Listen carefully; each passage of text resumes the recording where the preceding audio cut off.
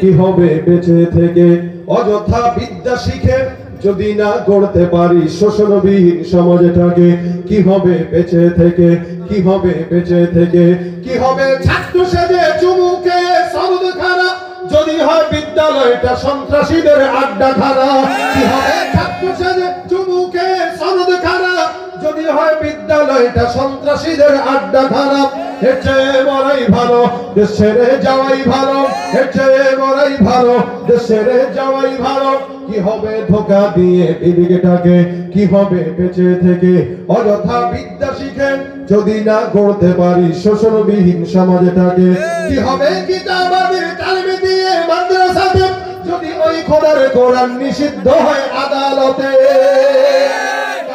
কাপড় মাথায় ময়দানে আয় ছুটে আয় কাপড়ের কাপড় মাথায় ময়দানে আয় ছুটে আয় বিলিয়ে দে না তোদের জীবনটাকে কি হবে বেঁচে থেকে অযথা বিদ্যা শিখে যদি না গড়তে পারি শোষণবিহীন সমাজটাকে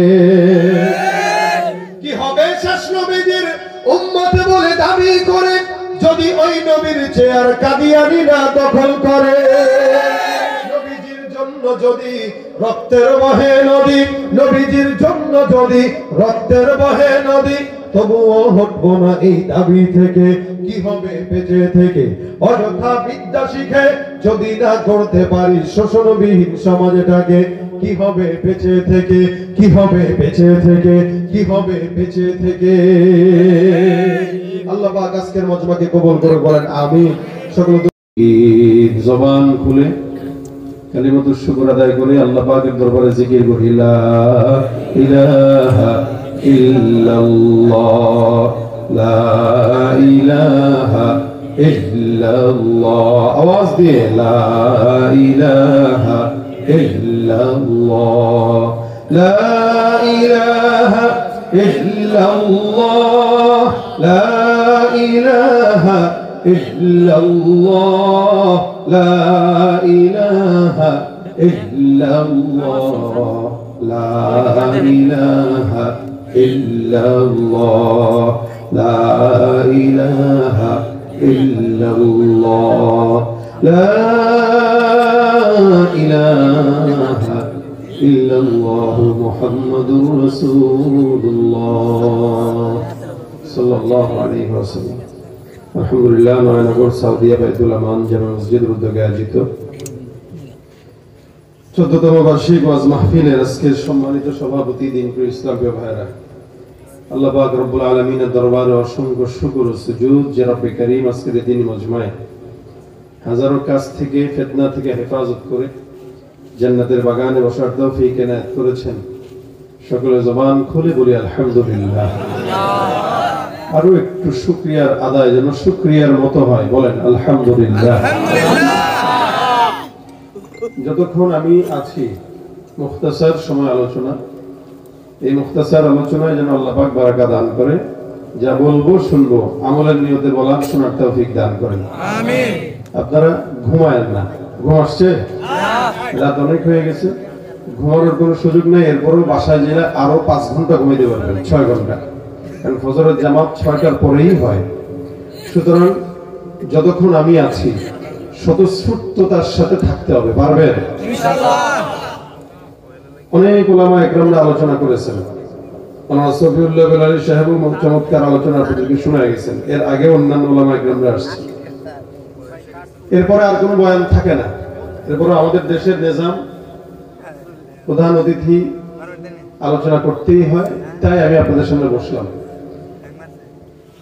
এই যে কথাগুলো বলবো শুরুতেই নিয়ত এগুলো ইনশাআল্লাহ মানবো আমরা একটু জোরে ইনশাআল্লাহ আমরা মাহফিলে বসে আপনাদেরকে যে বলি যে জোরে বলেন সুবহানাল্লাহ বলেন আলহামদুলিল্লাহ বলেন এটার কারণ আছে কারণ আমরা সব সময় চায়ের দোকানে বসে থাকি অথবা বাজার ঘাটে থাকি বন্ধু বান্ধবদের আড্ডায় থাকি আমরা কোনো আড্ডাতে বসলে গীবত ছাড়া আমাদের জবানে ভালো কোনো কথা বের হয় না এই মাহফিলে আসার দ্বারা অন্তত সুবহানাল্লাহ আলহামদুলিল্লাহ আল্লাহু আকবার গুলো জবান দিয়ে বের হয় নবী বলেন কেউ যদি একবার সুবহানাল্লাহ বলে ইন্না ফিল জান্নাতি লাশাজারা আল্লাহ পাক তার জান্নাতে একটা গাছ লাগায় দেয় সুবহানাল্লাহ জোরে বলেন আরেকবার সুবহানাল্লাহ যারা বলেছেন তাদের জান্নাতে গাছ লেগে গেছে, এখন আরেকটা লেগে গেছে, আবার লেগে গেছে।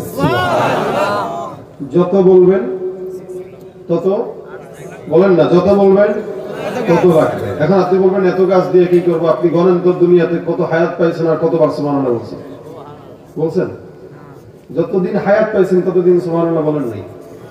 কখন বলছেন? মাহফিলে আসার পরে হুজুরেরা একটু বলছেন, তখন বলছেন। এত বিশাল বড় জান্নাতে এই 2-4টা গাছ কি হবে? এই এলাকার গাছ বলতে পারবেন আপনারা? তাহলে এত বড় একটা এলাকা, তাও তো গাছ নাই, এখানে একটা, ওখানে একটা, এখানে একটা, ছড়ানো ছিটানো। এরপরেও যদি গণনা করতে হয় বলতে পারবেন না, এত গাছ। আর জান্নাত গোটা দুনিয়া, ছোট জান্নাত যেটা 10টা দুনিয়ার সমান জান্নাত। এত বড় জান্নাতে কত কোটি কোটি গাছ দরকার। আর আমরা কতবার করছি সুবহানাল্লাহ বলেন? আমরা তো জিকিরই করি না, বলে বলে করাইতে হয়, ফজিলত শুনে শুনে করাইতে হয়, আমরা তো করি না। এজন্য যতক্ষণ বসা থাকবেন ততক্ষণ আওয়াজ দিয়ে সুবহানাল্লাহ, আলহামদুলিল্লাহ, আল্লাহু আকবার ধ্বনিগুলো দিবেন, পারবেন ইনশাআল্লাহ। আমি আপনাদেরকে প্রশ্ন করি, এখানে আমরা যারা বসা, আমি যদি একজন মানুষকে বলি ভাই একটু হাতটা তুলেন তো, যে লোক এই কথা বলবেন যে আমি আমার এই বালেগ হওয়ার পর থেকে আজ পর্যন্ত কোনোদিন কোনো গুনাহ করি নাই, কেউ কি আছেন? হাত তুলবেন। কেউ নাই? গোটা এলাকায় আছে কেউ? জানে আমার মুরব্বীরাও নাই? দেখেন, গোটা বাংলাদেশ কেন, গোটা বিশ্বেও কাউকে পাওয়া যাবে যে লোকে কথা বলবে যে আমার গুনাহ নাই। তবে ওই পাশেই আপনাদের জেলা আছে টাঙ্গাইল, এই টাঙ্গাইলে একটা বুজুর্গ আছে, বুজুর্গ না বেজিরগু? বেজিরগু। সেই কথা বলে যে আমি আল্লাহর কাছে মাফও চাই না, কারণ আমার গুনাহ নাই। জোরে বলেন না। এই কথা যে বলে শয়তান দেখার, আল্লাহ ভাবছিলাম তো আমি বড় শয়তান, এখন আমার চেয়েও পীর আছে। যে লোক বলে যে আমার গুনাহ নাই, ও তো শয়তানেরও চাইতে বড় শয়তান। কথা ঠিক কি না? তাহলে দুনিয়াতে কেউ নাই যে বান্দা বলবে আমার কোনো গুনাহ নাই। সমস্ত বান্দাদের গুনাহ আছে, প্রত্যেকটা বান্দা গুনাহ করে। আমি করি, আমার বাপে করে, আমার দাদাই করছে, তার দাদাই করছে। তবে হ্যাঁ, আল্লাহ পাক রব্বুল আলামিন নবীদেরকে মাসুম বানিয়েছেন, নবীদের কোনো গুনাহ নাই। জোরে বলেন সুবহানাল্লাহ। নবীদের কোনো গুনাহ নাই, নবীদের ভুল ধরাটাও ভুল। কথা বলেন নাই? আমাদের সমাজে অনেক মানুষ আছে যারা নবীদেরও ভুল ধরে, নবীরা অনেকে অপরাধ করছে, এরা কয় যারা নবীদের ভুল ধরে তাদের ঈমানেই সমস্যা। নবীদেরকে আল্লাহ পাক রব্বুল আলামিন নিষ্পাপ বানিয়েছেন, সাহাবা আজমাইনদের আল্লাহ পাক মাফের ঘোষণা করে দিয়েছেন। তার মানে তাদের ভুলের কথাও বলা যাবে না, তাদেরকে মাফ করে দিয়েছেন আল্লাহ। আল্লাহ কোরআনে বলেন রাদিয়াল্লাহু আনহুম ওয়া রাদু আন, সাহাবারাও আল্লাহর উপরে সন্তুষ্ট, আল্লাহও তাদের উপরে কি সন্তুষ্ট। আচ্ছা, আমরা কি আল্লাহর উপরে খুশি? খুশি। বুঝে বলেন খুশি। আসলে খুশি? আমার তো মনে হয় না আমরা আল্লাহর উপরে খুশি। আমরা ইসলাম পেয়ে খুশি? খুশি। বুঝে নাই, এই কারণে বলতেছে খুশি, আবেগে বলতেছি খুশি। ইসলাম পেয়ে যদি কেউ খুশি হয়, সে কি দাড়ি কাটবে? না। এখন বলেন আপনি ইসলাম পেয়ে কেমনে খুশি হইলাম? তোমার আমি দাড়ি কাটলাম মানে কি? আল্লাহ এটা ভালো লাগলো না, কেটে দিলাম। আল্লাহ কয় ইসলামের জন্য এটা জরুরি, এখন আমার ভালো লাগলো না, তার মানে সেই ইসলাম পেয়ে খুশি না, সেই ইহুদি নাসারাদেরটা খুশি। কথা কি বুঝাইতে পারছি আপনাদের? আল্লাহর উপর আমরা সন্তুষ্ট না, এই কারণে ব্যবসায় যদি একদিন একটু কম বেশ হয়, আল্লাহ খালি আমারই দেখলো, একটা গালি দিয়ে দিবে।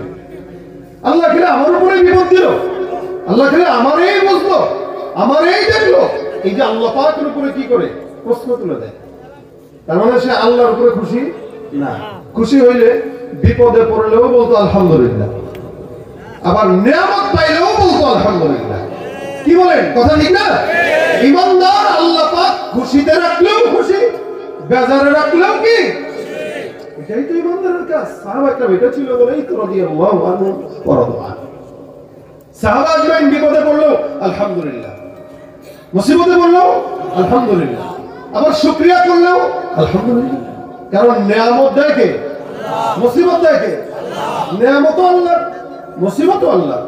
মুসিবত পাওয়ার পরে বান্দা সবর করবে তো জান্নাত পাবে, নিয়ামত পাওয়ার পরে শুকর করবে, নিয়ামত বাড়ায় দিবে, জান্নাতও দিয়ে দিবে। সুবহানাল্লাহ। দুইটার বিনিময়ে কি কথা কয়? দুইটার বিনিময়ে কি? জান্নাত। নিয়ামতের বিনিময়ে কি? জান্নাত। মুসিবতের বিনিময়ে কি? জান্নাত। মুমিনের তো লস প্রজেক্ট নাই, মুমিনের কোনো লস প্রজেক্ট নেই, সব জায়গায় লাভ আল্লাহ। কিন্তু আমরা বুঝি নাই, কারণ আল্লাহর উপর আমরা সন্তুষ্ট না। সাহাবা আজমাইন আল্লাহর উপর সন্তুষ্ট ছিলেন। এ দুনিয়াতে আমরা সবাই গুনাহগার, নবীরা ছাড়া, সাহাবারা ছাড়া। সাহাবীদেরকে আল্লাহ মাফ করে দিয়েছেন। এরপরে আসেন তাবেঈন। আল্লাহ পাক তাবেঈদেরকেও মাফ করবেন, রাসূল সাল্লাল্লাহু আলাইহি ওয়াসাল্লাম বলেছেন। কেন? এরা নবীকে যারা দেখেছে তাদেরকে দেখেছে। সুবহানাল্লাহ। এইজন্য আল্লাহ পাক বলেন, আজকে থেকে জামানা যত অতীতে, মানুষ তত আল্লাহর নিকটে, জান্নাতের নিকটে। কথাটা আরেকটু ক্লিয়ার করি। যেমন আজ থেকে 100 বছর আগে যারা জন্মগ্রহণ করেছে বা দুনিয়াতে ছিল, তারা কি আমাদের চেয়ে খারাপ ছিল না ভালো ছিল? এক কথায় বলতেছেন ভালো ছিল। আমার চাইতে আমার বাবা অবশ্যই ভালো, আপনার চাইতে আপনার বাবা ভালো, আবার আপনার বাবার চেয়ে আপনার দাদা আরেকটু হলেও ভালো।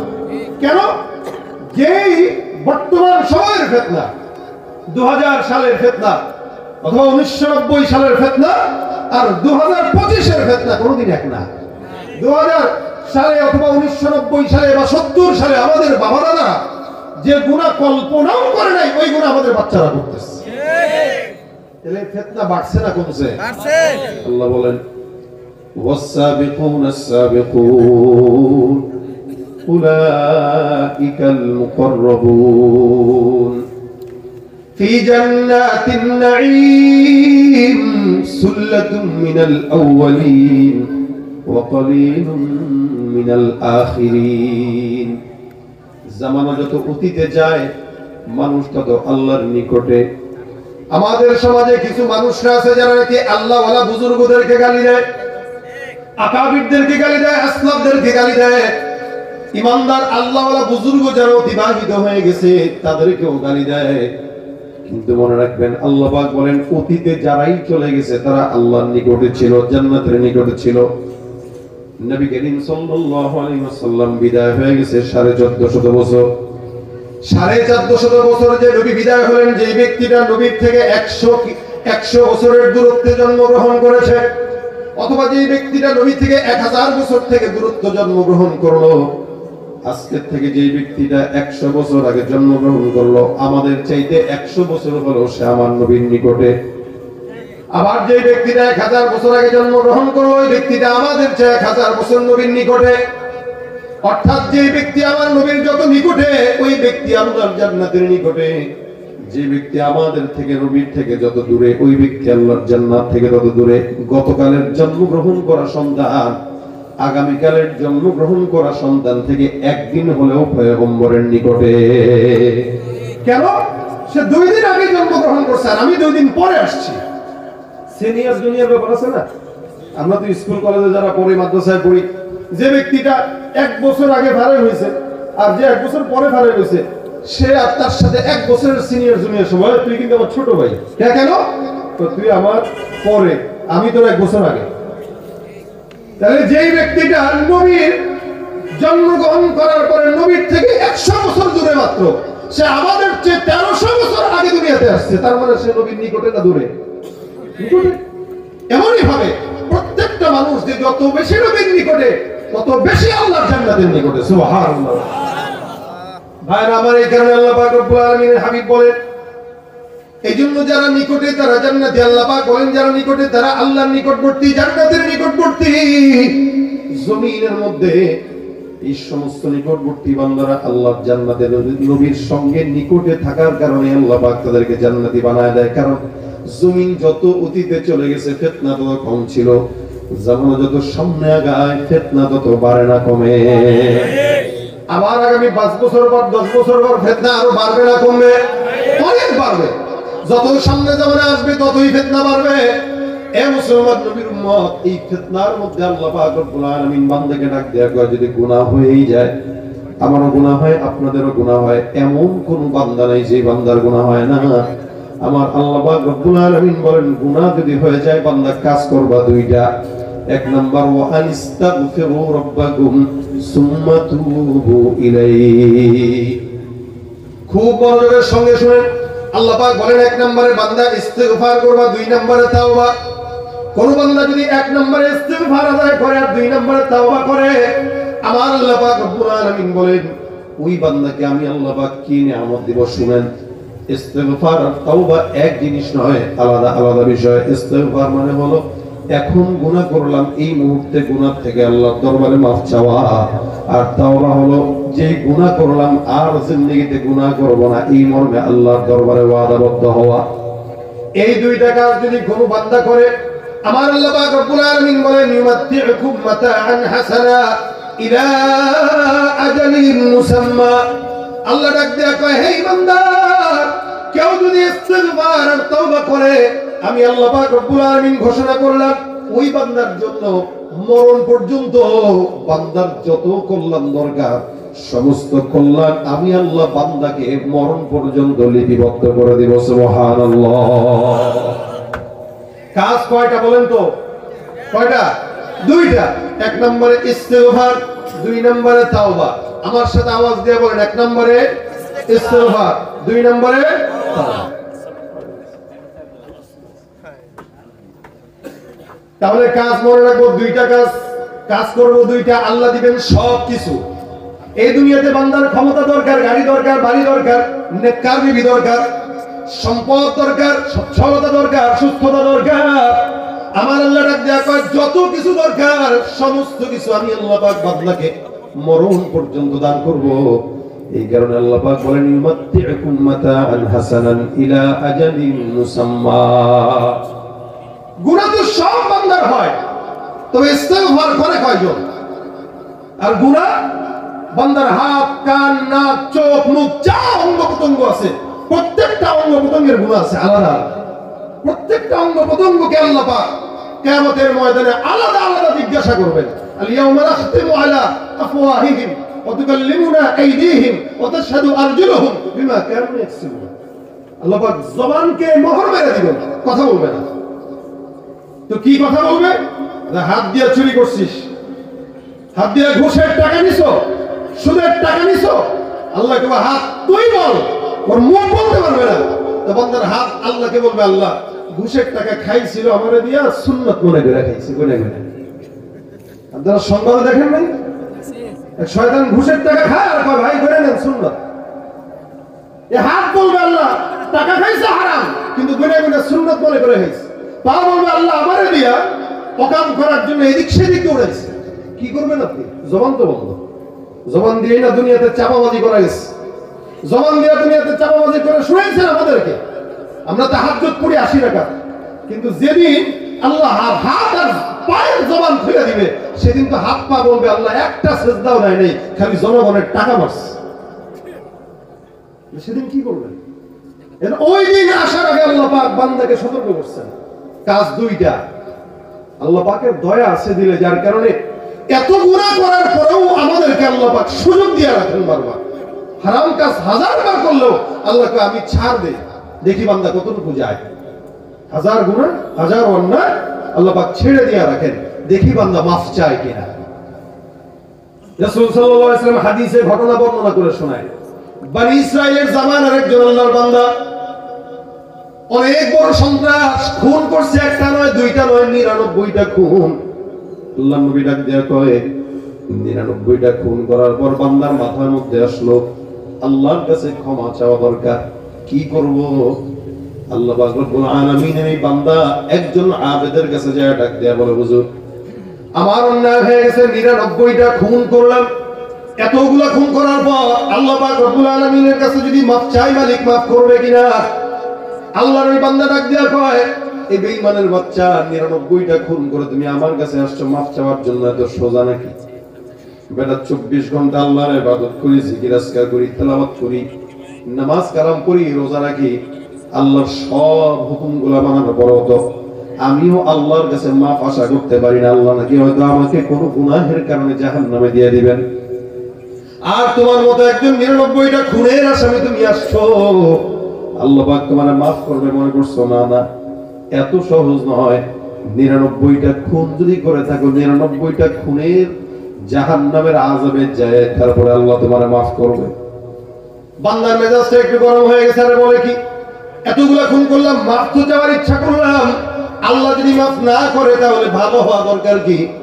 বান্দার মেজাজ খারাপ হয়ে গেছে, চিন্তা করে হুজুর ভাবছিলাম ভালো হয়ে যাবো, মাওলা মনে হয় মাফ করবে, আপনি বলতেছেন আল্লাহ মনে হয় মাফ করবে না, তাহলে আর ভালো হওয়া দরকার কি?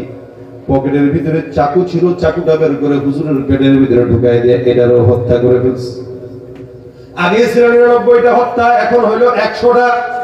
এবার আল্লাহর কাছে ডাক দেয়া বলে, মালিক এতগুলা খুন করার পর তাওবার জন্য আসছিলাম, গুনাহ তো মাফ হয় নাই, আবার গুনাহটা বাড়ায় গেলাম, কি করব? আল্লাহ যেতে যেতে যেতে যেতে বান্দা একজন আলেমের কাছে গেল। আলেমকে ডাক দেয়া বলে, হুজুর আমি আমার জিন্দেগিতে এমন কোন গুনাহ নাই যে গুনাহটা আমি করি নাই। সর্বশেষ 99টা খুন করার পর একজন আল্লাহর বান্দার কাছে গিয়েছিলাম মাফ পাওয়ার জন্য। ওই বান্দা ডাক দেয়া কয়, আমি নাকি মাফ পাবো না, মেজাজ গরম হয়ে যাওয়ার কারণে তাকেও হত্যা করে ফেললাম। আপনার কাছে আসলাম, আপনি বলে আল্লাহ পাক রব্বুল আলামিন যেন আমাকে মাফ করে দেয়, এমন কোন তওবার কথা যদি থাকে আপনি আমারে শুনান। আল্লাহর বান্দা ডাক দেয়া কয়, কয়টা খুন করছো? বলে 100টা। তোমার 100টা খুনের গুনাহ যেখানে শেষ, আমার মাওলার দয়া মাত্র আসমান থেকে সেখান থেকেই শুরু হয়ে যাবে। মাত্র খুন করলা তুমি 100টা। এ মুসলমান জানেন, আবু হুরায়রা রাদিয়াল্লাহু তাআলা আনহু থেকে বর্ণিত, নবী করিম সাল্লাল্লাহু আলাইহি ওয়াসাল্লাম বলেন, একটা মহব্বত, প্রেম, ভালোবাসা, রহমত আমার আল্লাহ পাক রব্বুল আলামিন যখন বানায়, এটাকে 100 ভাগে ভাগ করা হয়।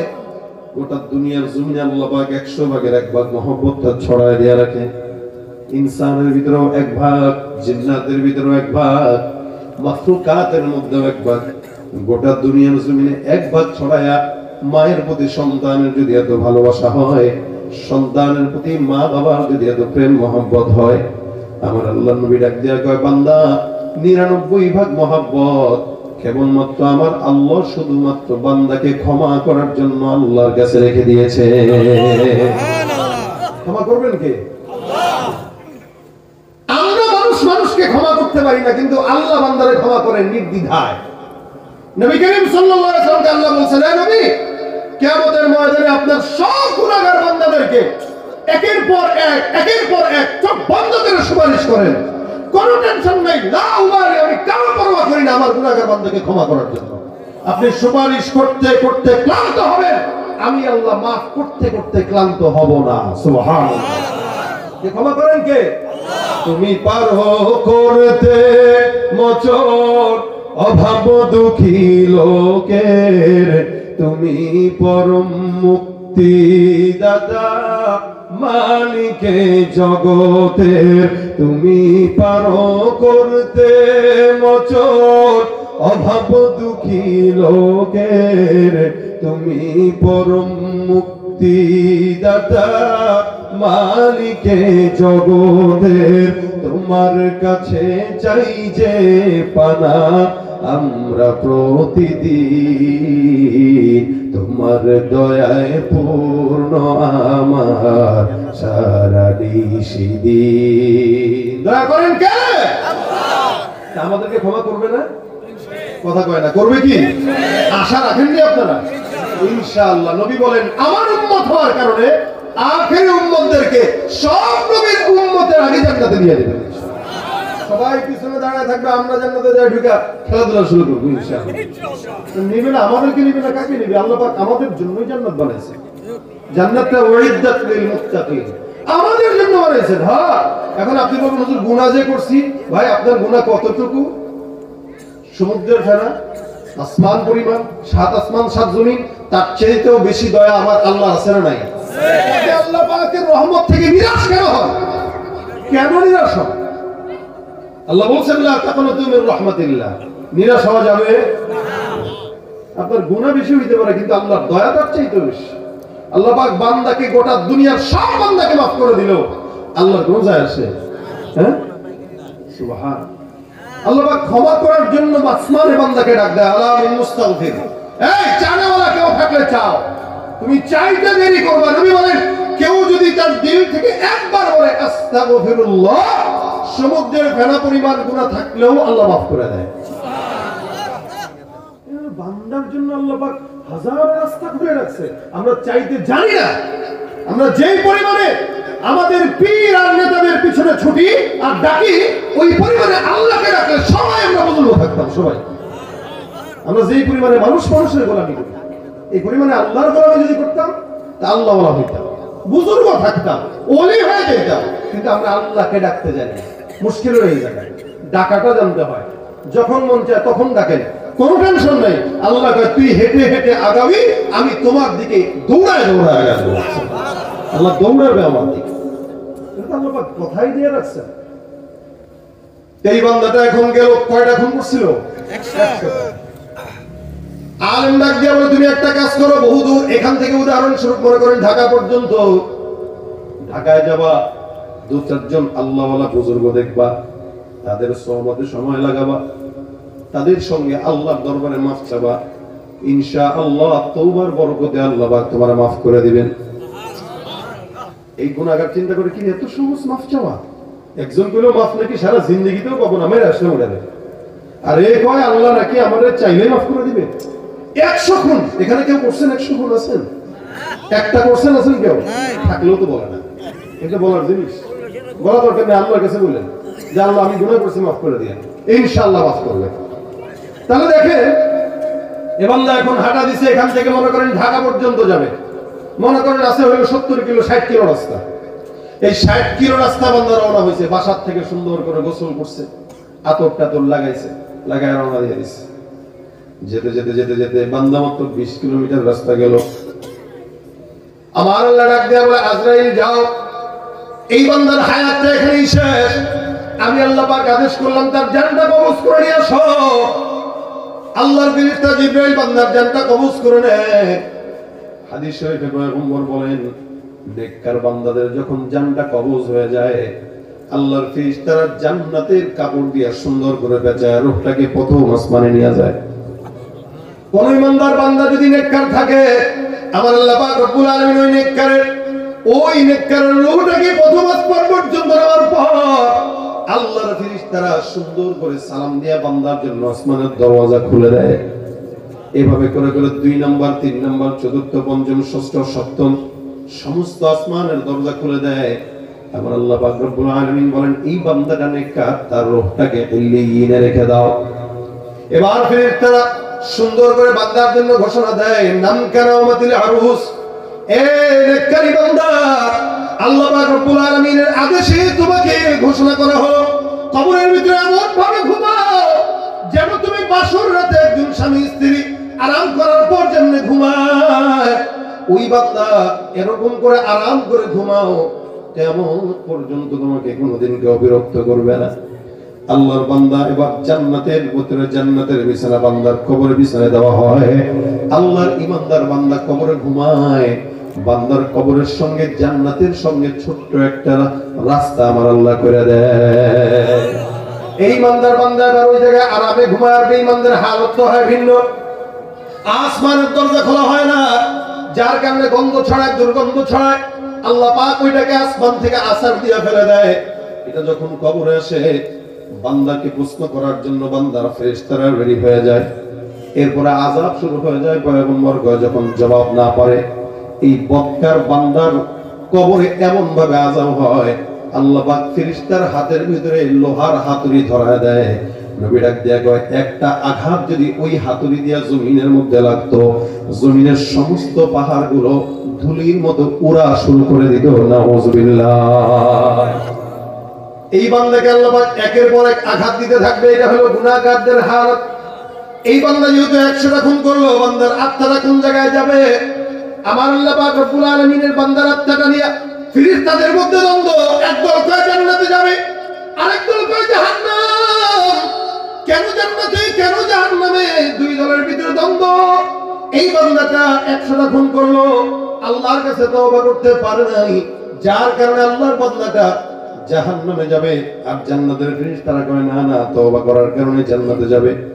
নবী করিম সাল্লাল্লাহু আলাইহি ওয়াসাল্লাম বলেন কেউ যদি কোনো নেক কাজের নিয়ত করে, মান হাম্মা বিহাসানা, নবী বলেন কেউ কোন নেক কাজের নিয়ত করার পর আল্লাহ পাক রব্বুল আলামিন হাবিব বলেন নেক কাজটার নিয়ত করলো কিন্তু নেক কাজ করতে পারে নাই, রাসূল বলেন ওই নিয়তের বরকতে আল্লাহ পাক রব্বুল আলামিন বান্দার আমলনামায় পরিপূর্ণ সওয়াব দান করে দিবেন। সুবহানাল্লাহ। নিয়ত করলেন ফজরের নামাজ পড়বো ইনশাআল্লাহ, নিয়ত করছেন কিন্তু হয়তো কেউ ঘুমের কারণে উঠতে পারেন নাই, নামাজ না পড়ার পরে তো হবে, কিন্তু নিয়ত যে করছেন এই নিয়তের বরকতে এই সারা রাত আপনার আমলনামায় সওয়াব আল্লাহ লিখে দিবেন, পরিপূর্ণ নেকি দান করে দিবেন। এটা হলো নেককারদের কাজ, নেককারদের আল্লাহর তরফ থেকে তোহফা। এই বান্দারা নিয়ত করলো কিন্তু তওবা করতে পারে নাই। দুই দল ফেরেশতার ভিতরে দ্বন্দ্ব দেখার পর আমার আল্লাহ ডাক দেয়া কয় ফেরেশতা এই দুই দল ফেরেশতার ভিতরে সমাধান দাও। আল্লাহর ফেরেশতা একজন সমাধান দেওয়ার জন্য আসে, ডাক দেয়া বলে কি সমস্যা, বলে এই সমস্যা। আমি সমাধান জন্য আসলাম, বান্দার বাসার থেকে তওবার রাস্তা পর্যন্ত যে গেল, আমি তওবার রাস্তাটা তোমাদের সামনে মাপবো, যদি বান্দার বাসা থেকে তওবা দূর পর্যন্ত রাস্তা বেশি হয় এই বান্দা জান্নাতি, আর রাস্তা যদি কম হয় বান্দা জাহান্নামী। 60 কিলোমিটার রাস্তার মধ্যে মাত্র 20 কিলোমিটার রাস্তা গেল, কম না বেশি গেল? মাত্র 20 কিলোমিটার রাস্তা। ফেরেশতারা কয় রাস্তাটা মাপো। আল্লাহর ফেরেশতা রাস্তা মাপা শুরু করে দেয়। ফেরেশতারা তো জানে না বান্দা বেশি গেল নাকি কম গেল, আমার আল্লাহ জানে, আর ওই বান্দাটাও জানে। আমার আল্লাহ ডাক দেয়া কয় জমিন, আমি আল্লাহ পাক রব্বুল আলামিন আদেশ করলাম আমার বান্দাটা তওবার রাস্তা পর্যন্ত যদিও কম গেল, তুমি জমিন আমি আল্লাহর কথা শোনো, তুমি আমার গোলাম। আমি আল্লাহ পাক রব্বুল আলামিন আদেশ করলাম হে জমিন, এই বান্দাটা বাসার থেকে তওবার রাস্তা যদিও কম গেছে, আমি আল্লাহ পাক বললাম বান্দার রাস্তাটা দীর্ঘ লম্বা হয়ে তুমি সোজাসুজি বান্দার জান্নাত পর্যন্ত চলে যাও। আমার আল্লাহ আদেশ দেওয়ার পর জমিন লম্বা হয়ে বান্দার জান্নাত পর্যন্ত চলে গেল। ফেরেশতারা রাস্তা মাপে 1 হাত 2 হাত 3 হাত করে করে করে করে মাপতে মাপতে মাপতে মাপতে তাকায় দেখে আল্লাহর বান্দার রাস্তাটা, তওবার রাস্তাটা গোটা জান্নাত বরাবর চলে গেছে। বান্দেগানে খাসে আল্লাহুল গুয়ুব দরজাহা জানে জাওয়াসিসুল কুলুব জমিসর শবহ এ পিরাহন শনিদি চরাদর চাহে কে নানশ নদীদি। আমার আল্লাহ পাক রব্বুল আলামিন বান্দাকে বিপদের মধ্যে একা ছেড়ে দেন না। এ মুসলমান, এই বান্দাটা যদিও নেক কাজ করে নাই কিন্তু নেকের নিয়ত করলো। বনি ইসরাইলের উম্মত, আখির নবীর উম্মত হইল একটা কথা ছিল, কিন্তু বনি ইসরাইলের উম্মত হওয়ার পরেও আল্লাহর নবী বলেন এই বান্দাকে তাওবার নিয়তের বরকতে আমার আল্লাহ মাফ করে দিয়েছেন। এ মুসলমান, আমরা আখির নবীর উম্মত হওয়ার পর যদি আমার আল্লাহর কাছে মাফ চাই, আপনাকে আমাকে তো তার আগে আগে মাফ করে দিবেন। সুবহানাল্লাহ। এই জন্য ভাইরা আমার, ওয়াজ তো অনেক শুনেন, সব সময় শুনেন, মুশকিল হলে ওয়াজ শুনে ঠিকই মানি না, শুনেন ঠিকই মানেন না। এই যে যতগুলো মানুষ আসছে সবাই তো জীবনে বহুত ওয়াজ শুনছেন, আমরা বহুত ওয়াজ করছি। প্রত্যেক মাসে না হইলেও 70-80 জায়গায় ওয়াজ করা লাগে। তাহলে এই যে এত ওয়াজ, এরপরেও কি নামাজি ফজরের সময় বাড়ছে? ফজরের নামাজে মসজিদে তাকাইলে মনে হয় বাংলাদেশের নাস্তিক ভরা, আর জুমার নামাজে মসজিদে তাকাইলে মনে হয় এদেশে ইমানদার ভরা। কারণ জুমার নামাজে 5 তলা মসজিদ ভরে, আর ফজরের নামাজে 5 টাকার লোক, 5 জন লোক হয় না। তাহলে কাদেরকে ওয়াজ করি? ওয়াজ করে গেলাম, নিয়ত করলাম ভাই ফজরের নামাজ পড়বেন তো? হ্যাঁ পড়বো হুজুর ইনশাআল্লাহ। ওই ইনশাআল্লাহ বলে ইসরায়েলের ইনশাআল্লাহ, মানে হুজুর বলছি আল্লাহ যদি চায়, আল্লাহ চায় নাই আমার দোষ কি? কথা বুঝেন নাই? আল্লাহ চায় নাই আমার দোষ কি? এর মনের ইচ্ছা নাই, এই কারণে আল্লাহ চায় না। এই জন্য নিয়ত করবেন, যা শুনবেন আমলের নিয়তে শুনবো ইনশাআল্লাহ।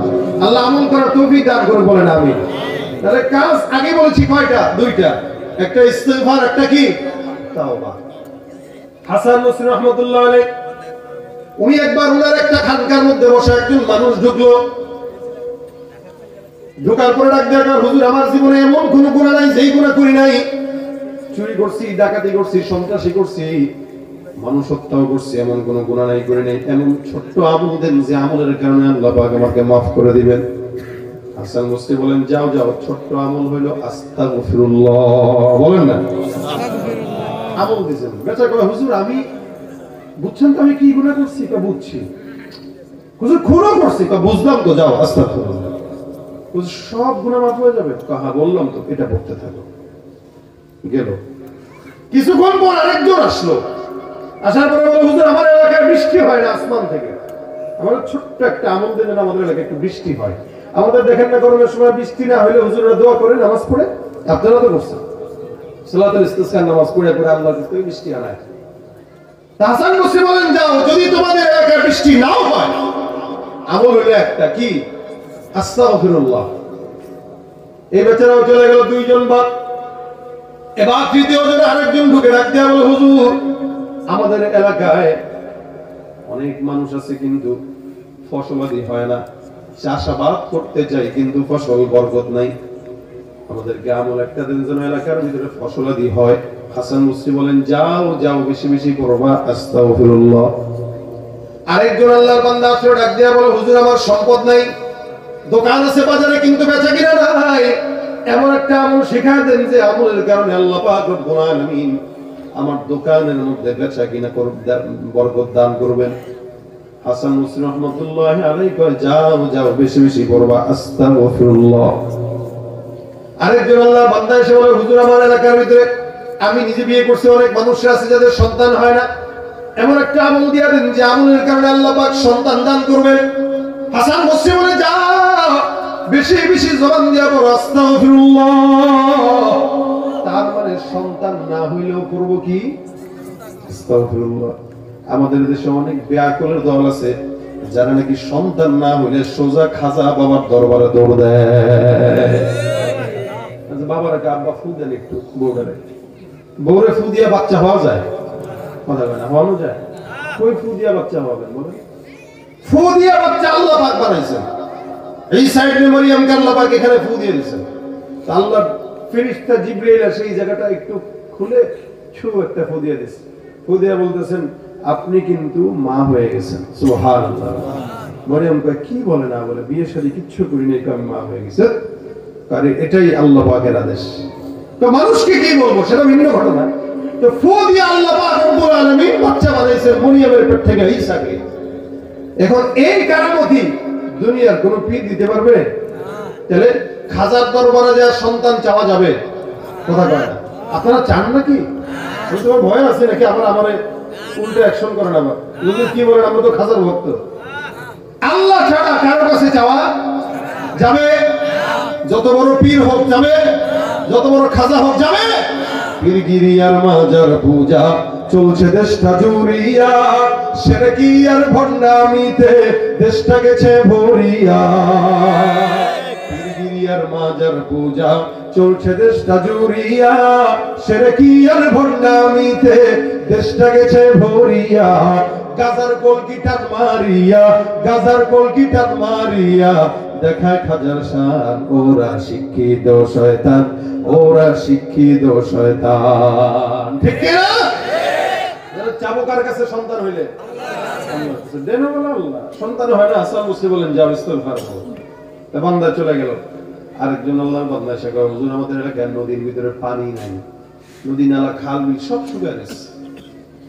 এই যমুনা যান দেখবেন যমুনা শুকানো, পদ্মায় যান দেখবেন পদ্মায় চর হয়ে গেছে। কালকে না আগের দিন খবরে দেখলাম সন্দ্বীপে শ্রীলঙ্কার চাইতেও বড় একটা দ্বীপ ভেসে উঠতেছে, সমুদ্র আস্তে আস্তে শুকায় যাচ্ছে। হাসান বসরি বলেন যাও বেশি বেশি আমল করো, কি? আস্তাগফিরুল্লাহ। এই 6 জন 5 জন যারা আসলো সবাইকে আমল দিল কয়টা? কথা কয় না, কয়টা? একটা। এবার পাশ থেকে একজন কয় হুজুর বুঝলাম না, সমস্ত মানুষকে আমল একটাই দিলেন, আমল কি হুজুর একটাই জানেন নাকি আর জানেন? এটা একটু জানা দরকার। হাসান বসরি বলেন মানে এই আমল আমি দেখি নাই, এটা আমার বাবাও দেয় নাই, পীরও দেয় নাই, স্বয়ং আল্লাহ কোরআনে গোটা দুনিয়ার বান্দাকে দান করেছেন। আমলটা দিয়েছেন কে? আল্লাহ। গোটা দুনিয়ার বান্দাকে আল্লাহ পাকে আমলটা দান করেছেন।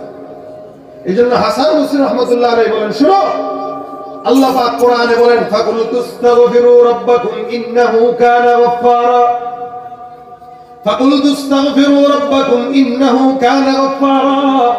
কোন বান্দা যদি ইস্তেগফার করে আল্লাহ পাক বলেন নিশ্চয়ই আল্লাহ ক্ষমাশীল, বান্দার যত গুনাহ আছে সব আল্লাহ পাক ক্ষমা করে দিবেন। এই বান্দা গুনাহ মাফের জন্য আসলো, ওই বান্দাকে ইস্তেগফার আল্লাহর এই কোরআনের আয়াতের কারণেই দিয়েছি। 2 নম্বর ইউরসিলিস সামা আলাইকুম মিদরারা, আসমান থেকে আল্লাহ পাক রব্বুল আলামিন বৃষ্টি বর্ষণ করে দিবে।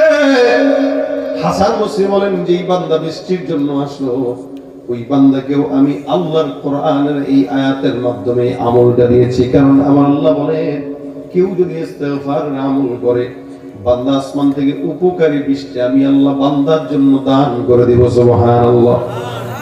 আয়ামদিদুকুম বিআমওয়ালিন ওয়া বানিন, সম্পদ যদি না থাকে, সন্তান যদি না থাকে, আল্লাহ পাক রব্বুল আলামিন বলেন আমি আল্লাহ পাক রব্বুল আলামিন ওই বান্দার জন্য যত সম্পদ দরকার, যত সন্তান দরকার, সব সম্পদ আর সন্তানের বন্দোবস্ত আসমান থেকে আমি আল্লাহ ফয়সালা করে দিব। সুবহানাল্লাহ।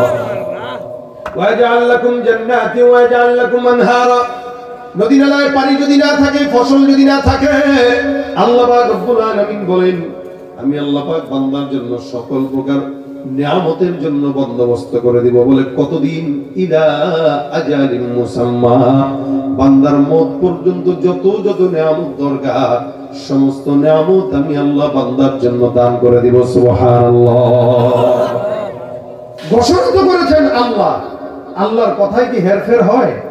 লা তাবদীলা লিকালিমাতিল্লাহ, আল্লাহর কোন কথা এলোমেলো নাই, যা বলছেন তা হবে, হতে হবে, তার ওয়াদা কার। দুনিয়ার মানুষ 2 নম্বরই করে। দুনিয়াতে মানুষ কথা দিয়ে কথা রাখে না, আল্লাহ বান্দাকে কথা দিয়ে কথা রাখে না, এটা হয়। এই জন্য ভাইরা আমার মজলিসে বসলাম, শাবান মাস চলতেছে, বরকতি মাস, যেহেতু শাবান মাস চলতেছে কিছু কথা শাবানের জন্য বলি। রাসূল সাল্লাল্লাহু আলাইহি সাল্লাম এই শাবান মাসে বেশি বেশি রোজা রাখতেন। আমাদের আয়েশা বলেন আমি অন্য কোন মাসে এমন রোজা রাখতে দেখি নাই যেটা শাবানে দেখতাম। সাহাবারা আরজ করলেন ইয়া রাসূলুল্লাহ শাবান মাসে আপনি কেন এত রোজা রাখেন? নবী আমার ডাক দেয়া কয় সাহাবা আজমাইনের দল শোনো, শাবান মাসে আমার আল্লাহ পাক রব্বুল আলামিনের কাছে বান্দারা আমলনামা পেশ করা হয়। সুবহানাল্লাহ। আমরা যে আমল করি এই আমলগুলো শাবানে আল্লাহর কাছে পেশ হয়। রাসূল বলে আমি এই কারণে রোজা রাখি যে আমার আমলনামা যখন আল্লাহর কাছে যাবে আল্লাহ যেন দেখে যে আমি মুহাম্মদ রোজাদার অবস্থায় আছি। শাবানে আমল দিবস আল্লাহ পাক বান্দার আমলনামা হিসাব করে। আমলনামা, আমল শুমারি, আমাদের দেশে আদমশুমারি হয় না, কে কতটুকু বান্দা এই দেশে কতটুকু আছে, জনসংখ্যা কত, আদমশুমারিতে মুসলমানের গণনা বেশি না কম বলেন তো? বেশি। এদেশে মুসলমানের সংখ্যা বেশি, আদমশুমারিতেও বেশি। কিন্তু আমল শুমারি যদি হইতো মুসলমান যতগুলা তার চাইতে অনেক কম থাকতো আমলদার মানুষ। আমল শুমারিতে আমলদার কম থাকতো। এজন্য রাসূল বলেন আমাকে আল্লাহ পাক রব্বুল আলামিন যেন এইভাবে দেখে যে আমি একজন আমলদার, রোজাদার। এজন্য রাসূল বেশি রোজা রাখতেন। তো যেহেতু শাবান মাস চলতেছে, শাবান মাসে আমরা চেষ্টা করব যারা রোজা রাখি না এখনো অন্তত একটা হলেও রাখার, যাতে রাসূলের সাথে মিশে। এবং এই শাবানে আমরা গুনাহ থেকে বেঁচে থাকবো। কেন? কারণ শাবানে আমার আমলনামা আল্লাহর কাছে যাবে, যেন আমার আমলনামাটা গুনাহগার অবস্থায় না যায়। রাজি আছেন ইনশাআল্লাহ? শাবানে এই চেষ্টাটা করবেন যেন আল্লাহর কাছে আমার গুনাহ না যায়, আমলনামাটা যেন যায়। রোজাও রাখবেন, শাবান থেকে চেষ্টা করা, রমজানের চেষ্টা করা। অনেক বুজুর্গরা দিনরা বলতেন রজব মাস আমলের গাছের চারা লাগানোর মাস, শাবান মাস গাছে পানি দেওয়ার মাস, আর রমজান মাস ওই গাছ থেকে ফল পেড়ে খাওয়ার মাস। সুবহানাল্লাহ। মানে আমলের গাছ লাগাইবেন কোন মাসে? রজব মাসে। পানি দিবেন কোন মাসে? শাবান মাসে। এটা বড় হবে। আর রমজান যখন আসবে ফল পেড়ে পেড়ে খাবেন, একটা দুইটা না, একটা নেকের কাজ করবেন, 70টা ফল পেড়ে খাবেন। এজন্য শাবান হলে প্রস্তুতিমূলক। এই মাসে সবচাইতে একটা ঘৃণিত দিন আছে যেটা 14ই ফেব্রুয়ারি। আমার দেশের যুবক ভাইরাই 14ই ফেব্রুয়ারি পালন করে। আল্লাহর ওয়াস্তে আপনাদের কাছে হাতে ধরে বলে যাই সন্তানদের নজরদারিতে রাখবেন, এবং যুবকেরা আল্লাহর ওয়াস্তে এই দিনে কোনো নোংরামি যেন না করে এদিকে নিজের চেষ্টা করবে। কারণ এই দিনে দিবাগত রাত্রে লাইলাতুল নিসফি মিন শাবান, আমরা এমন কোনো কাজ যেন না করি যেটা আমাদের ঈমানকে হালকা করে দেয়। গুনাহের খাতায় নাম লেখানো হয় যদি এই মাসে আমলনামা পেশ করা হয়। কোন যুবক যুবতী যদি একসঙ্গে নোংরামি করার জন্য কোনো জায়গায় যায়, আল্লাহর কাছে ওদের আমলনামাটা কোন হালতে গেলে একটু চিন্তা করে দেখি। আমরা কতটুকু চিন্তা করি? হায়াত পাইছি কয় বছর, কয়দিন আল্লাহর কাছে চাইছি বলেন? এই জন্য রমজান আসতেছে, প্রস্তুতি এখন থেকে নেওয়া। রমজানটা যেন আমাদের আমলনামায় কাটে, বলেন আমিন। আমলের সাথে যেন কাটে। রমজানটা বান্দাকে মুত্তাকি শেখায়, মুত্তাকি হওয়া বানায়। এই জন্য রমজানের প্রস্তুতি এখন থেকে নেওয়া, এখন থেকে নেওয়া। বেশি বেশি ইস্তেগফার। আমি যে আয়াতে কারিমা তেলাওয়াত করেছি, আল্লাহ পাক বলেছেন বেশি বেশি ইস্তেগফার করো। নবী বলেন কেউ যদি তার জবানে ইস্তেগফার উঠায় নেয়, লাজিম বানায় নেয়, আল্লাহ তার বান্দার সমস্ত পেরেশানি দূর করে দিবেন। মিন কুল্লি হামিন ফারাজা, সব পেরেশানি দূর হয়ে যাবে। আমিন কুল্লি যিকিন মাখরাজা, যত বিপদ আপদ আছে সব দূর করে দিবেন। এবং এমন জায়গা থেকে রিজিকের ফয়সালা করবে বান্দা কল্পনাও করতে পারবে না। আমরা তো বড় লোক হইতে চাই, চাই কি চাই না বলেন? টাকা যেন বেশি হয়, এই কারণেই তো এখানে চাকরি করে, আবার ওদিকে ওভারটাইমও করে, আবার থাকতে মাঝে মাঝে ডিম হয়েছে। কেন রে ভাই? তো ভাই অনেক টাকা দরকার, টাকা ছাড়া শান্তি নেই। তা আপনার টাকা লাগলে আপনি লাইনে কামান, বেলাইনে কামান কেন? ঘুষ খায় টাকা কামাবেন, সুদ খায় টাকা কামাবেন, জনগণের টাকা চুরি করে কামাবেন। ক্ষমতা যতদিন থাকবে টাকা ততদিন থাকবে, ক্ষমতা নেই বাড়ি ঘর গাড়ি ঘর সব জ্বালায় দিয়ে পুরো সাই করে দিবে। এটা হলো বেলাইনে টাকা কামানোর অবস্থা। আর লাইনে কামান, ইস্তেগফার করে কামান, 14 পুরুষ টাকা খেয়ে যাবে, টাকা নষ্ট হবে। লাইনটা কি? আস্তাগফিরুল্লাহ, বলুন না আস্তাগফিরুল্লাহ। এটা শুধু, এটা আমি আপনাদেরকে আমল দিতেছি না, আমি কোনো বুজুর্গ লোক না।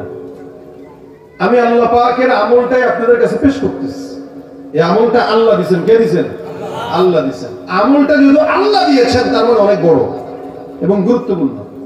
এজন্য কারো যদি বড় লোক হইতে মন চায় আপনিও বলেন আস্তাগফিরুল্লাহ। কারো যদি বিবাহ দরকার হয়, নেককার বিবি দরকার, আপনিও বলেন আস্তাগফিরুল্লাহ। কারো যদি সন্তান নেককার দরকার, আপনিও বলেন আস্তাগফিরুল্লাহ। কারো ক্ষমতা দরকার, আপনিও বলেন আস্তাগফিরুল্লাহ। সুতরাং যে যে নিয়তে করবে একটা আমল, আল্লাহ পাক যত কল্যাণ আছে সব দান করে দিবেন। ফিরি ফিরি পাইতো আমরা, এই কারণে মূল্যায়ন নেই। যদি ইস্তেগফার করতে টাকা লাগতো আর 100 বার ইস্তেগফার করলে একটা মনের আশা পূরণ হইতো, আর এক একবার ইস্তেগফারের বিনিময়ে 10,000 টাকা করে দেওয়া লাগতো, তাহলে সারা জিন্দেগি খালি ওই ব্যাংকের ভিতরে ওইটার নিয়তে টাকা রেখা 100 বার ইস্তেগফার করে 1 লাখ টাকা দিয়া তারপরে মোটামুটি একটা মনের আশা পূরণ করে এমপি হয়ে যেত, অথবা বাড়ি 10 তলা বানাই দিত। কিন্তু ফিরি ফিরি তো আল্লাহ তো ইস্তেগফার করতে টাকাও নেয় না, কিচ্ছু নেই, কারণ গুরুত্ব নেই। এই জন্য যদি গুরুত্বের সাথে বলেন, ইনশাআল্লাহ মনের সমস্ত নেক আশা পূরণ করবেন আল্লাহ। আপনি আল্লাহর উপর বিশ্বাস যতটুকু রাখবেন আল্লাহ ততটুকুই দিবেন। আনা ইনদা যান্নি আবদি, কতটুকু ধারণা আপনার আল্লাহর প্রতি আছে এটা আপনি আর আপনার মন জানে। আপনি কতটুকু ধারণা রাখছেন এটা আপনি জানেন, আপনার আল্লাহ জানেন। এই কারণে আজকে থেকে আমি আপনাদের সামনে খুব সাবলীল ভাষায় একদম ভাঙা কথায় কিছু কথা বললাম। আপনারাও নিরিবিলি, আমিও নিরিবিলি ওয়াজ শোনায় দিলাম। এই নিরিবিলি ওয়াজটা বাসা পর্যন্ত না, মরণ পর্যন্ত রাখবেন ইনশাআল্লাহ। বিপদে পড়ছেন, কোন নেতার কাছে যাওয়া দরকার নেই, হুজুরের কাছে যাওয়া দরকার নেই, পীরের দরবারে দৌড়ানো দরকার নেই, খালি জবানটা খুলে পড়েন আস্তাগফিরুল্লাহ। কি পারবেন? ইনশাআল্লাহ।